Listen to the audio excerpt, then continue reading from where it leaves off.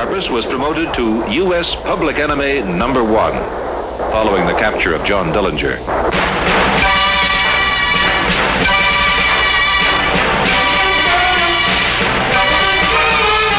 It wasn't until May of 1936 that Karpis was finally arrested. News reports of the time say Hoover did the job personally. It's rumored or reported that J. Edgar Hoover was instrumental in your arrest. Is there any truth in that? Is there any truth in that? You would better ask Mr. Hoover. You have no grudges? Grudges? With whom? Grudges against J. Edgar Hoover. Why, I never did have.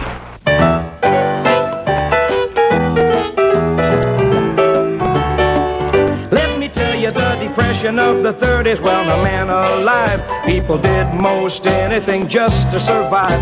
Here's a story about a man that made his fortune and fame. A robbing desperado, Alvin Karpis by name. Al combined with Freddie Barker and his mom, terrorizing folks right through to St. Paul. Robbing banks, payrolls, kidnappings and all. Alvin Karpis never did things small.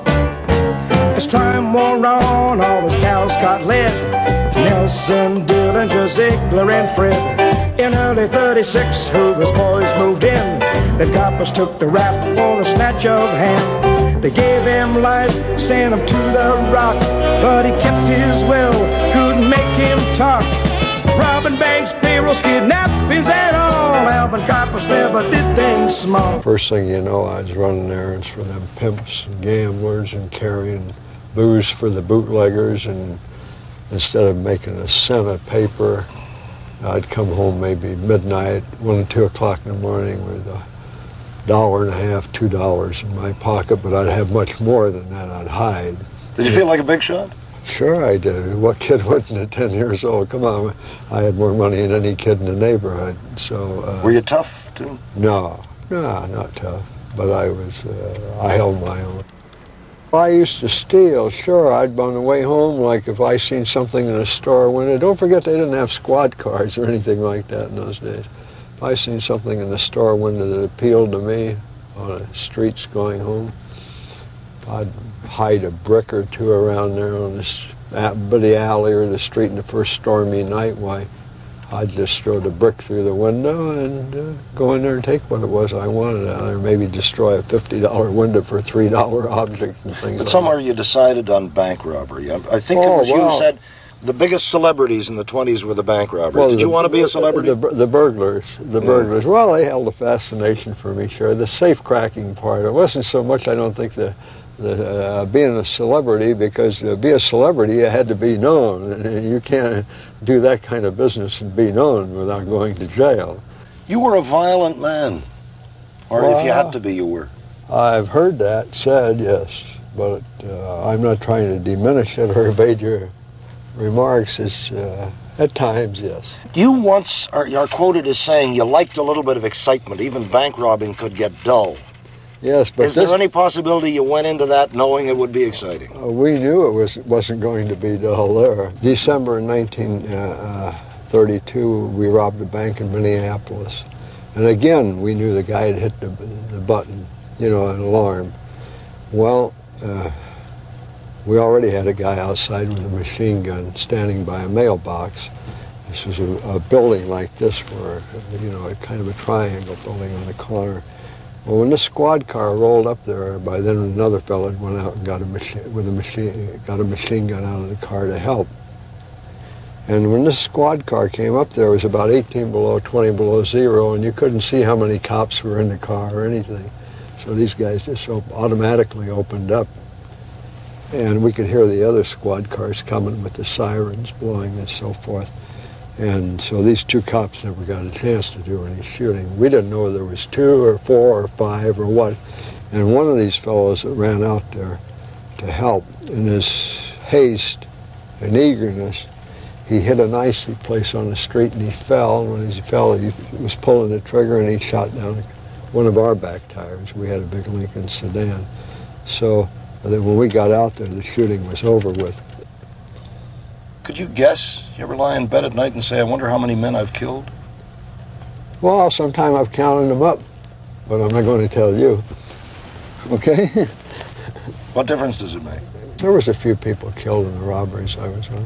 They claimed when I was arrested, they accused me of killing 14 of them at various states. You would have been an accessory, anyhow. That's just as much. If that was it, that would have been good. I mean, I wouldn't have been so upset about these charges. But for some reason or another, they'd always say that it was me that did the shooting. I don't know why. Did they want to establish you, the mad dog killer, creepy, they called you? Yeah, that's what they called me. The cops did that. Yeah. He'd already killed 3 or 4 cops. He was a dead shot. On burglaries at night. I hear you saying this is hideous. It's the most hideous thing I think I've heard in a long time. Well, you're asking and I'm telling you. Yeah, but doesn't it give you a twinge when you think about it? Well, when I think about it, I just think, I must have been, I wasn't all there probably. I might have had a little mental quirk about these kind of things. But as far as the killing and stuff, if Larry was to say, well, gee, it was too bad and this and that, I don't have the slightest thoughts like that about this thing, and I don't know why. Perhaps maybe I should, because most people seem to think that I should have, but maybe my makeup isn't like that. Does it matter to you at all what I think of you? It would bother me not as an interviewer. I could give a damn less what you thought. Al, you said that Ma Barker was just an old-fashioned Ozark home buddy. Now, everybody thought she was the brains of the Barker gang, the brains of the Karpis Barker gang, carried a machine gun. Tell me about her. Well, the matter of fact is no one ever heard of her until after she had been slaughtered by the FBI down in Florida down in 1935. And then they built her up over the years gradually as a monster. The truth of the matter was she's an old religious, one of those holy roller religious type from the Ozarks. She never read newspapers. The only thing she listened to on the radio was hillbilly program, and her greatest pastime was working jigsaw puzzles. And as far as knowing that we were criminals, yes, she knew we were criminals. But you were one of her boys, though, weren't you? Just the same as Doc and Freddie? Yeah, that's right. Tell me about Stroud. You met the Birdman in Leavenworth? And well, then you were in Alcatraz. Yes. When I first went to Leavenworth, I was held there 6 days, as I told you formerly, about the psychiatric bit. And they put me in a cell across from Stroud. The cell block was an old cell block, and it was situated in something like this, a corridor down the center, and cells facing one another. Well, there was a fellow in the cell across from me, and the lights had to be on 24 hours a day in these cells, mesh screen over the barred doors. Well, it turned out, I noticed this fellow had a typewriter and a microscope on a table in his cell, which I thought very unusual. And he got up from the table and he walked toward the wall of his cell and suddenly disappeared, and I wondered what the hell's going on here. As it turned out, they had cut a doorway through one wall of his cell that led into the next one, and that is where it turned out he kept his canaries.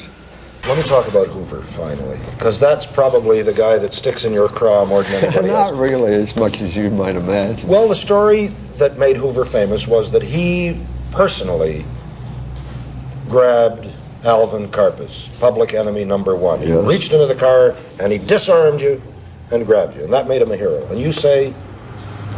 I say this, that 28 agents arrested me, and while even they were, well, to put it mildly, a bit excited, most of them.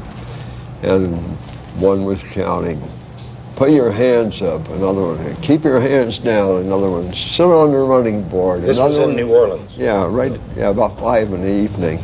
And there was a fellow behind me with the rifle, and he was so shaky that in the excitement, he wasn't scared. Don't misunderstand. You mean you could feel the barrel vibrating up against your back? Yeah, he couldn't hold it still. So I asked the man in front of me with a machine gun. He seemed to be the coolest of the lot. I said, "Who's the boss of this outfit anyway?" And he said, "Oh, he'll be here in a minute." "Why?"